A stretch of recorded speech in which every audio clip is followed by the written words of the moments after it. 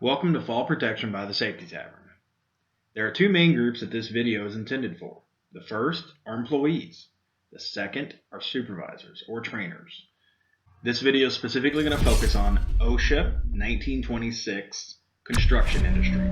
So if you're in general industry, if you're in mining, if you're in maritime, this video is not going to be so much appropriate for you, as it'll cover rules, regulations that don't so much apply to you. So this is literally for construction personnel. As well as demolition, some service can slide under this as well.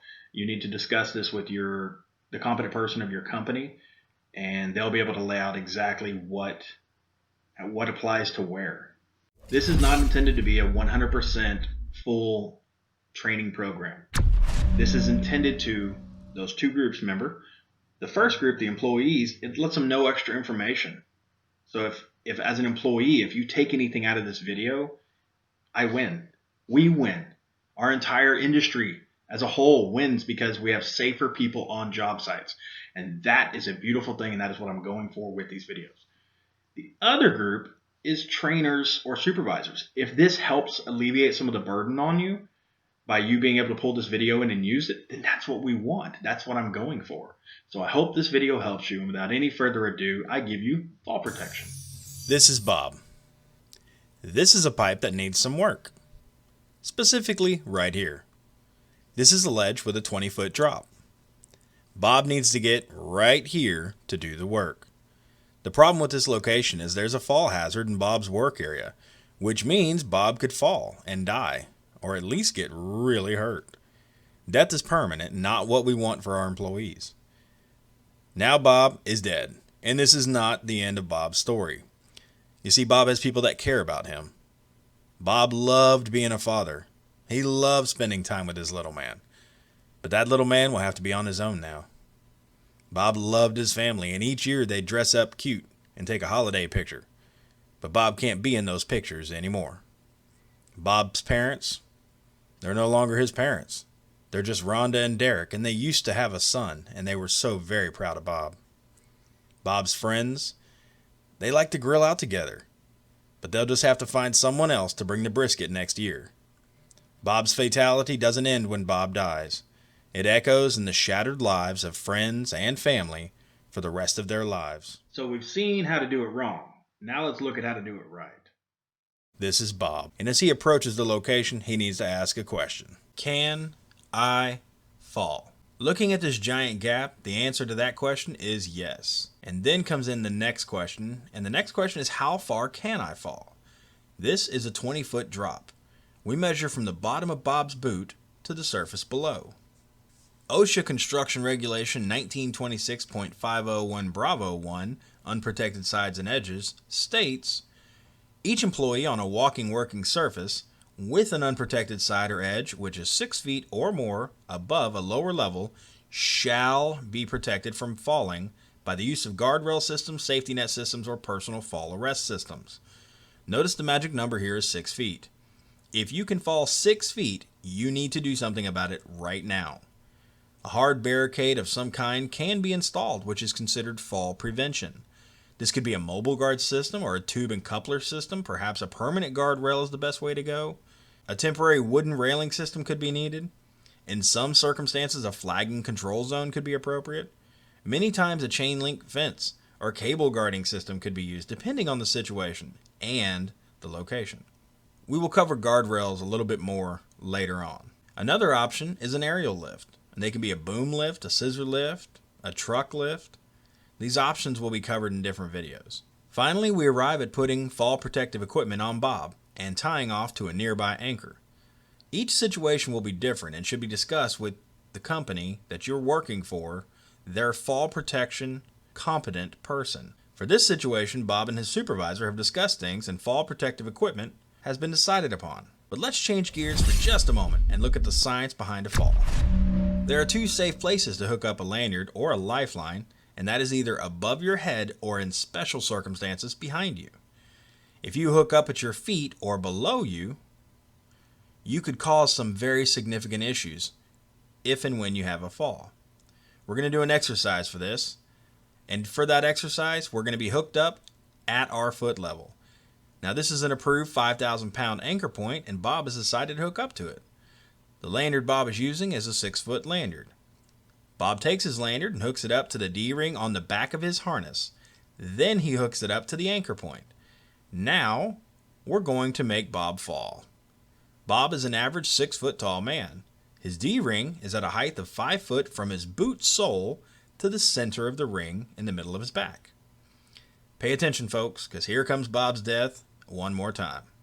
As Bob falls, he'll fall 5 feet, and his lanyard hasn't even realized that he's having a fall yet. Bob's D-ring is even with the anchor point, and he's already fallen 5 feet. Now Bob has to fall another 6 feet before his lanyard fully deploys, making this a total 11-foot fall. And as the old saying goes, it's not the fall that hurts, it's the stopping. To continue on with the science of a fall, if you look right here, you will see how OSHA calculates the free fall distance. It is free fall distance, deceleration distance. That's if your lanyard has a decelerating device like this. It's also going to account for all of your unpacking units, all of your rip stitching, everything that is your lanyard and your harness all the way up to the anchor point that is going to unpack or stretch or elongate. That goes into your deceleration distance.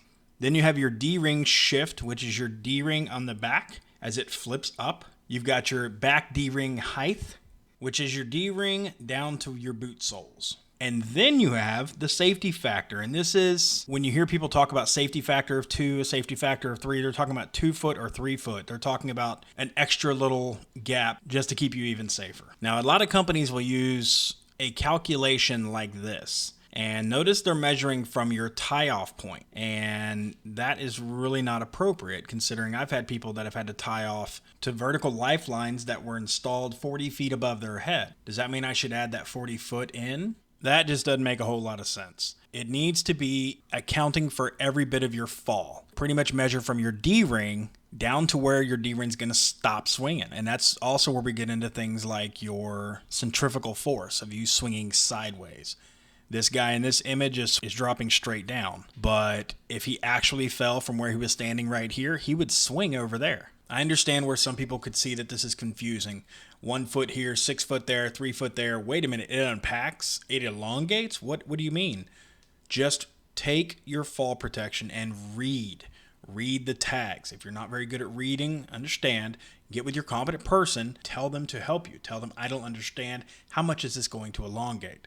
Worst case scenario, contact your manufacturer. Ask them, part number 55327, how much is that going to elongate? And they'll tell you, go ahead and add in 6 inches or a foot or 2 feet because that unit unpacks. In the end, we don't want you to hit anything below you, but we also don't want you to come to a screeching halt like you've been in a 50-mile-an-hour car wreck. So pay attention to your fall protection. Pay attention to your footage. Pay attention to how far you're getting out away from your anchor point and preventing that pendulum swing, that centrifugal motion from kicking in. Take a look at this page pulled from OSHA.gov fatalities. This video was cut and released in the summer of 2020, and the sheet covers the last 20 fatalities logged and recorded by OSHA. Falls are literally killing our workers. Scaffolding, roofs, floor openings. All of these have very specific OSHA regulations. They all have requirements. And arguably, had the employees been protected by either fall protection or fall prevention, these deaths would have never happened. They should not have ever happened. An employee dying falling through a floor opening? Why? What I just said is a problem for you as an employee or as a supervisor, then you really do have a problem. Under OSHA 1926, employee safety is the responsibility of the employer. And if you are a supervisor, that is your job. If you're an employee, your job is to keep yourself safe. One of the best ways that we keep people safe is planning. And if you are a supervisor, you're responsible for your employee safety and you need to do the planning. So go out there, look at the area and plan with knowledge and company instructed judgment criteria. Now that sounds like a whole big mouthful of crazy, doesn't it? The company needs to be able to tell their supervisors Under this situation, do this. Under this situation, do that. They need to lay it out. That way there's a real good mold of what your safety culture is as a company. If all you do is take the OSHA regulation and say, go forth and do OSHA, you're going to get people hurt. You're going to get people hurt bad. That may not happen every single day, but you're going to get people hurt. The problem is we're aiming for the wrong target. You see, when you aim low and you miss, someone gets hurt. When you aim high and you miss, you're still hitting a lower bar. OSHA is a very, very low bar. There are a bunch of rules. And I can't tell you how many times I've sat in a supervisor's office or even in a clinic discussing with that supervisor how this happened. And throughout the investigation, they followed all the rules. They did everything right. There's nothing I could have changed in their regulation compliance because they met every bar that OSHA put, because that's that low bar. Raise it up to company practices. You see, when you take all the rules and you say, we're going to comply with all these rules that this person who's never done our job has set for us,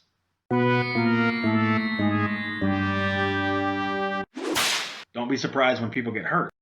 But when you take these titans, that's what I call them, titans of the industry, my 35-year general superintendent, when you take that guy has seen people get hurt, or girl, I'm not trying to be prejudiced here, but that person has seen people get hurt. They know, hey, watch out whenever you do this because it'll crank your arm. Watch out when you do that because this can fall. You take that person and you make them comply with regulation, they'll have that experience and the knowledge enough to make that standard operating procedure, which is how we do business, or that safe practice. How do we actually unload the trucks? How do we actually break up the concrete? How do we install the conduit? How do we do brazing operations? That is where you cannot just take somebody, give them a book and say, go safety. You can't. When you do that, you get people hurt. And that is OSHA versus safe practices. Safe practices are going to get you into that place where when somebody gets hurt, when somebody gets injured, it's surprising. It really is. And there's many companies out there that when somebody gets hurt, it's a shock to everybody because it happens so rarely. Fall protection is not the place that you want to fail. It is absolutely not the place that you want to do the bare minimum because you're going to get people hurt. Now, our first line of defense in falls is fall prevention, actually preventing that fall. That's going to be things like handrails and floor coverings. So let's take a look at those. 1926-502 Alpha 2, employers shall provide and install all fall protection system requirements by this subpart for an employee, and shall comply with all other pertinent requirements of this subpart before that employee begins the work that necessitates the fall protection. So to wrap all that up in a nutshell, it's the company's responsibility. It's the supervisor on site's responsibility to make sure that that area is safe for our employees to go into, specifically speaking about fall protection. 1926-502 Bravo 1, top edge height of top rails or equivalent guardrail system members shall be 42 inches plus or minus 3 inches above the walking working level when conditions warrant. The height of the top edge may exceed 45 inches height, provided the guardrail system meets all other criteria of the paragraph. 1926-502 Bravo 2I. Midrails, when used, shall be installed at a height midway between the top edge of the guardrail system and the walking working level. Meaning you take the top rail and you take the floor you're on, and what's the middle of that, and that's where the midrail should be. 1926-502 Bravo 3. Guardrail system shall be capable of withstanding without failure a force of at least 200 pounds, applied within 2 inches of the top edge, in any outward or downward direction at any point along the top edge, which is a real fancy way of saying this thing needs to be able to withstand 200 pounds of force.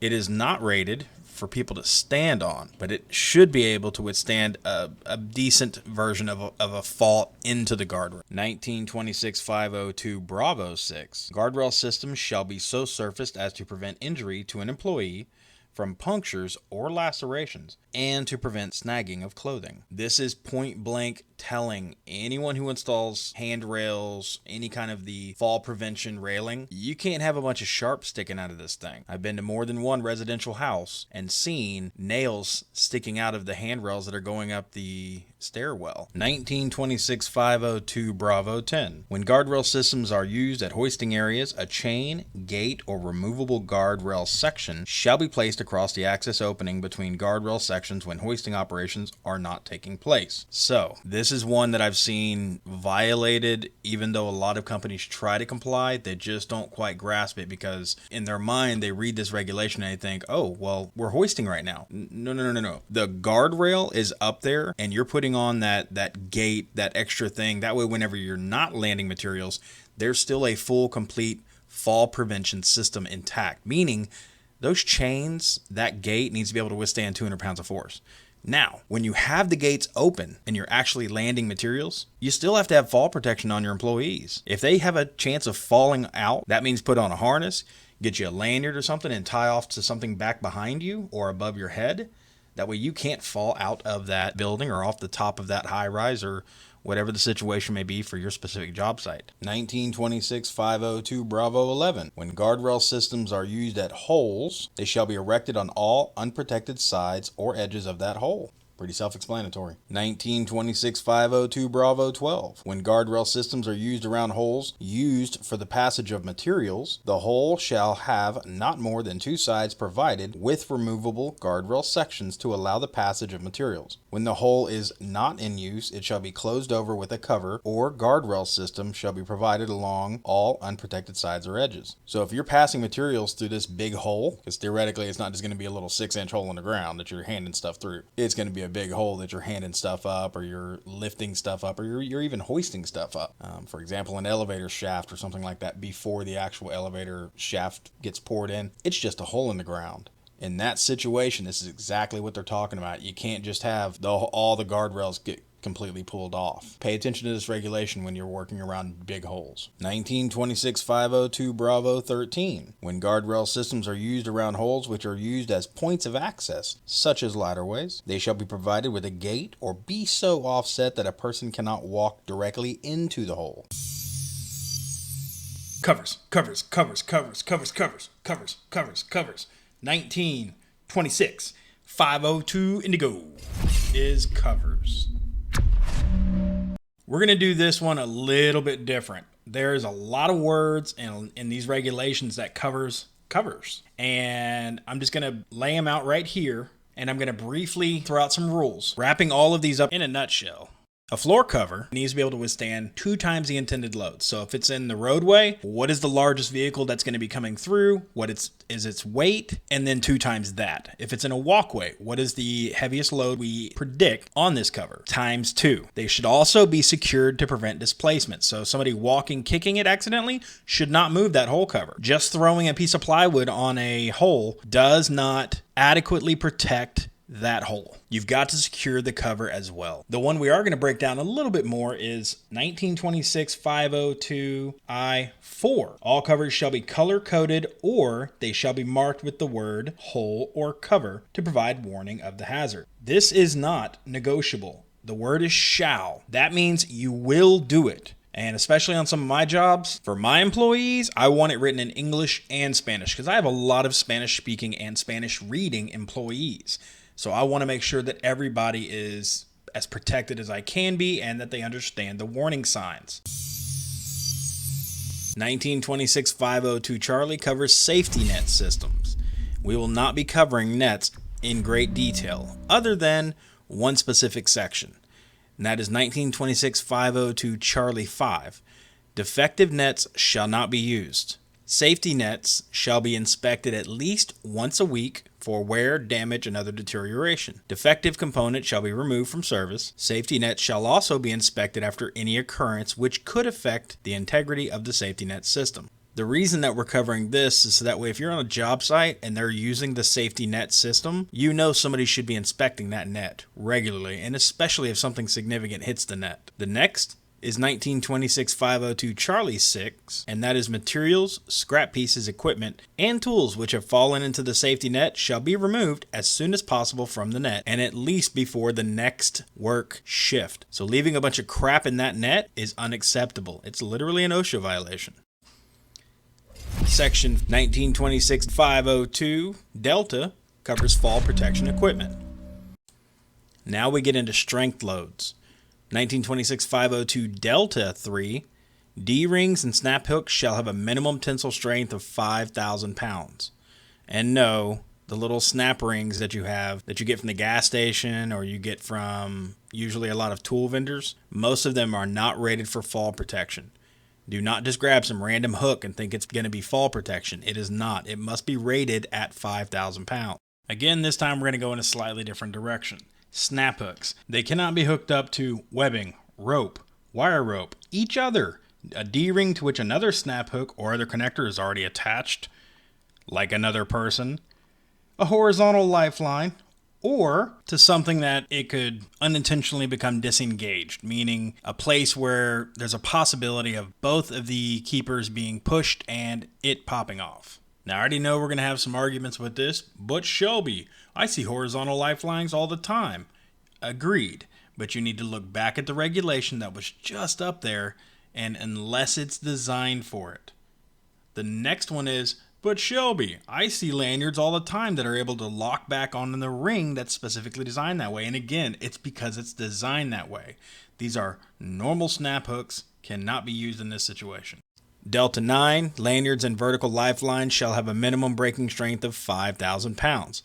Delta 13, self-retracting lifelines and lanyards which do not limit free fall distance to 2 feet or less. Rip-stitch lanyards and tearing and deforming lanyards shall be capable of sustaining a minimum tensile load of 5,000 pounds. Applied to the device with the lifeline or lanyard in a fully extended position. That's a lot of words. What it's saying is, at the worst case scenario, it needs to be able to withstand 5,000 pounds. A lot of these devices are intended to slow you down or even stop the fall before you even get to the full 6 foot, 5,000 pound capacity. 1926-502 Delta 15 anchorages. Anchorages used for attachment of personal fall arrest equipment shall be independent of any anchorage being used to support or suspend platforms and capable of supporting at least 5,000 pounds per employee attached. That's per employee attached.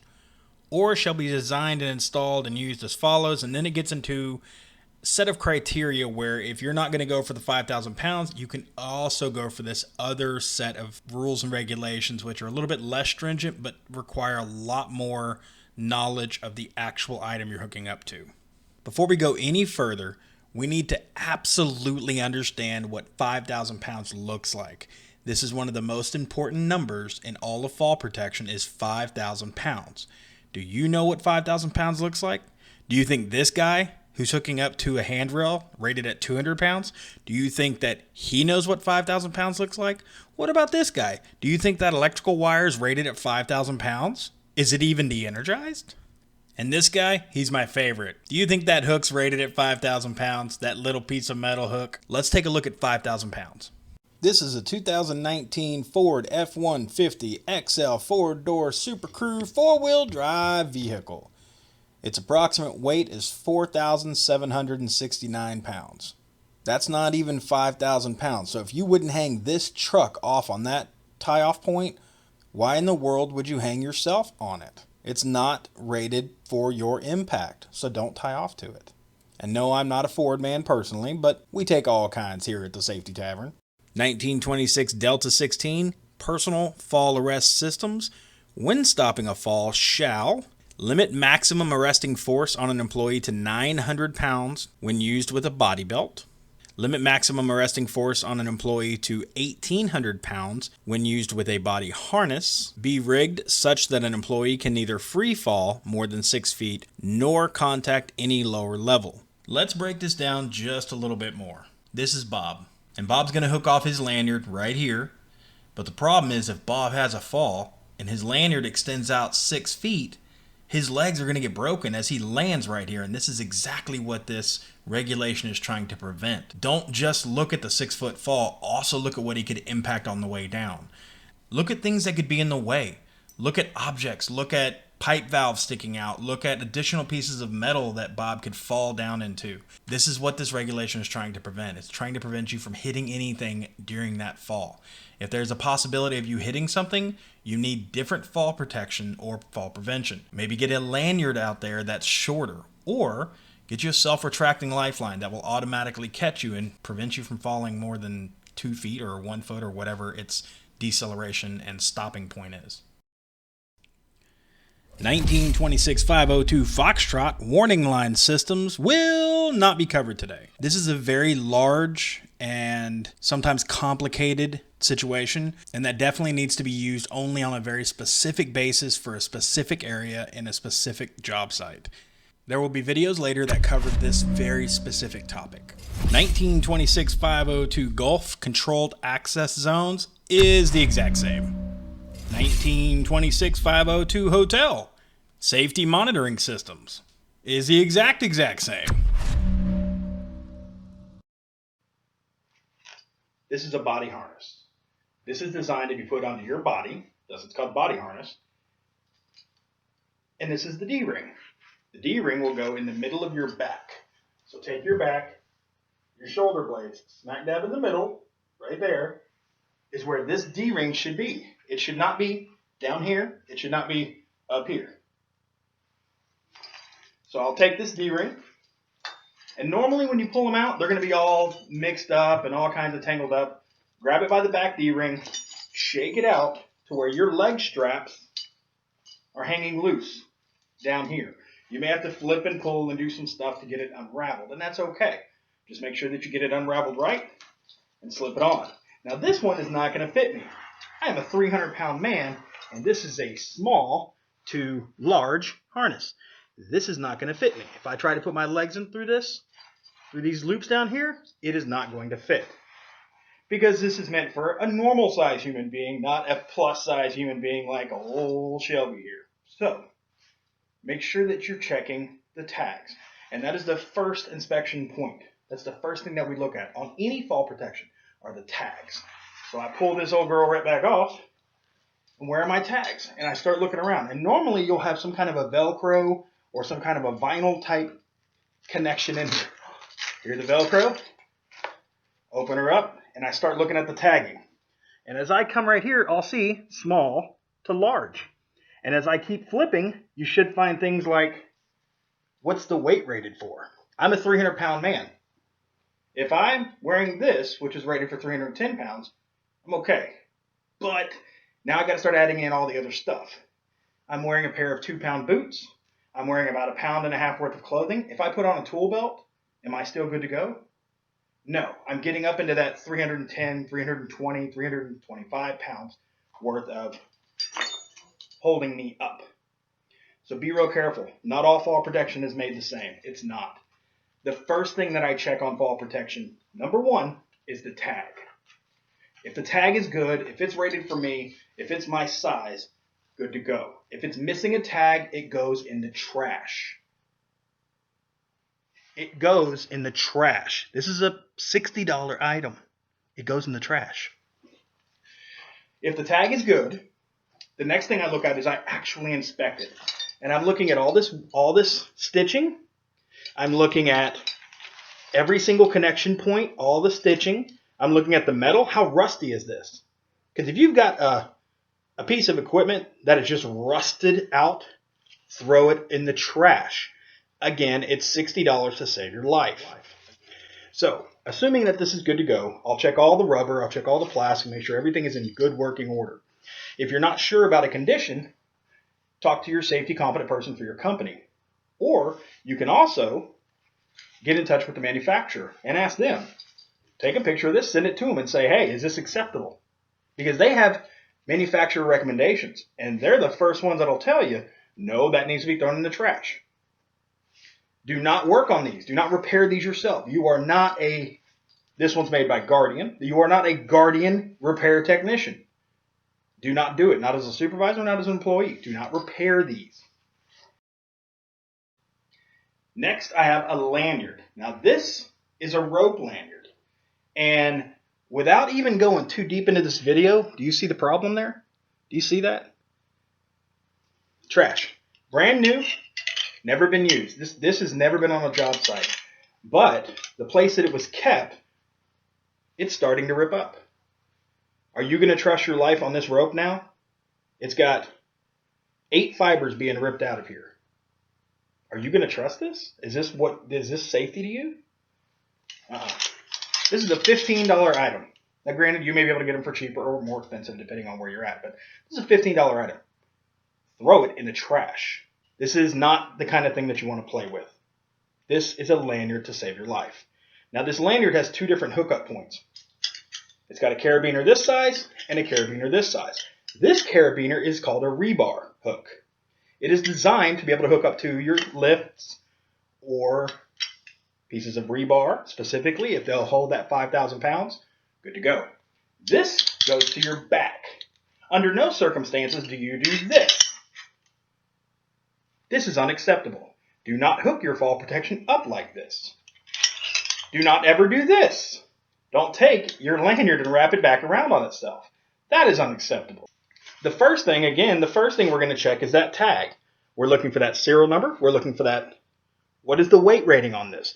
Is this even designed for fall protection? I've gone on to many job sites and I've found they're using stuff that's not even rated for fall protection. So check your tags, number 1. Number 2, check the condition. This is unacceptable. This is an anchor strap. Now that term is used a lot in the industry in construction for a lot of different things. This is an anchor strap for fall protection. The way it gets installed is notice the different sizes of the rings. Big ring, small ring. It goes just like that. And this wraps around whatever it is you're trying to wrap around. Whether it's a couple of struts that you're competent has said, yep, all those added together, those will reach that safety factor of 5,000 pounds or not. It wraps around the I-beam. That's going to hold that 5,000 pounds. This is meant for you to wrap around several things, cinch it up, and do this. Do not install it like this. Do not wrap it around the product and hook your carabiner into there. This is not acceptable. This is against the manufacturer recommendations. Do not install it this way. So again, we look at the inspection criteria. First thing we check is always the tag. I look at the tag. What is it rated for? This one, as you can see very, very clearly, is rated at 310 pounds. Check the gear. Once we've inspected the tag, now we do an actual physical inspection. I'm looking at all of this stitching in here to make sure it's all good to go. It looks good. It should. It's brand new. I'm making sure that none of this is ripped. I'm looking at the metal. Is the metal good to go or is it rusting? I do a good inspection on this piece of equipment. This is good. So I got my harness on me. I got my lanyard also. And I've got my anchor strap. I'm ready to go to work. In the name of Construction safety. Kill yourself. Now, I don't have the singing chops that them ladies do, but I'll tell you this, we've got a few more regs to look at, just a few, so hang on. These are kind of the last scraps of fall protection. 1926 502 Delta 18 roughly says that fall protection should be used only for fall protection. If you take that lanyard and you throw it down to your buddy and he hooks a bucket up to it and you use your lanyard to pull a bucket up, that's no longer fall protection. That's a piece of lifting equipment, and it can never be used as fall protection again. Delta 19. If a piece of fall protection does get that impact load on it, does receive the impact of a person falling on it, it is to be immediately taken out of service. You've got to take it off the floor. You can't let people use it anymore. Check with your competent person for your company and see what they want done with it. Delta 20. The employer shall provide for prompt rescue of employees in the event of a fall. So before you start pulling out the fall protection equipment, as the supervisor in your job site, what needs to run through your mind is, what do I do when they fall? How am I going to get them out of the air? A lot of our jobs, we have boom lifts all over the place, so it's not too bad of a deal. But especially if you're doing night work, or especially if you're doing some pretty solo stuff, like it's a late weekend, holiday weekend, that's whenever you really need to pay attention to what you're doing, because if you fall or if one of your people falls, how are you going to get them out of the air? You better have that boom lift key in your pocket. Harness suspension trauma is a real injury. It is a recognized injury, and arguably it could actually start anywhere between 5 minutes to 15 minutes of that person just hanging there. So do not do the right thing by protecting your employees from a fall and then turn around and kill them because you can't get them out of the air. And last, and by far the most important, Delta 21 personal fall arrest systems shall be inspected prior to each use. Obviously, for wear, damage, or deterioration, defective components, anything wrong, remove from service. But you are responsible for inspecting your fall protection. You, the employee, you look at your fall protection. You look at the harness. You inspect it. You took it off. You went to the bathroom. You came back. Guess what? Inspect it again. You came back from lunch. Inspect it again. Inspect it again. Inspect it again. It's your life. Wait a minute. I've forgotten what to inspect. What do I inspect? Inspect everything. Don't expose yourself to a fall. Ever. Can you fall? Remember? Can you fall? And how far could you fall? If you're hitting that 6 foot, you need to start unpacking some gear like this. There will be more videos that will explain each and every individual item, inspection criteria, so on and so forth. This is a generic fall protection class. There are too many different versions of fall protection for this video to cover every single one. Talk to the competent person for fall protection for your company for more specific information. That is their responsibility. Your responsibility, can I fall 6 feet and go tell my supervisor? A huge thank you goes out to all of the places that I acquired pictures from. No, I do not endorse these websites or even the companies that they represent. I merely got pictures from the internet, and these are all the places that I got them from, and I'm trying to give them credit. I do not make any money on this video, and I just want to make sure that I'm giving credit where credit is due.